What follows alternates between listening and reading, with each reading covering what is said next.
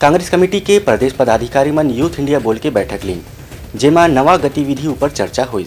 राजधानी रायपुर में कांग्रेस कमेटी हा यूथ इंडिया बोल के बैठक लीन, जेमा जम्मो युवा मन ला देश के दिशा और दशा बदल सकते ऐसन विषय में चर्चा करीन।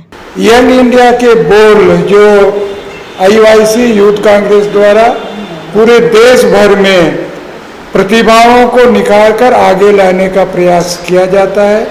देश में 65% युवा देश की दशा और दिशा बदल सकते हैं। हमारी कांग्रेस पार्टी भी, यूथ कांग्रेस IYC भी ऐसे प्रतिभाओं को आगे लाकर कैसे उनके प्रतिभा का उपयोग किया जाए उसके बारे में एक अभियान पूरी देश में भर में चलाया जा रहा है। ब्यूरो रिपोर्ट उतलंघा न्यूज।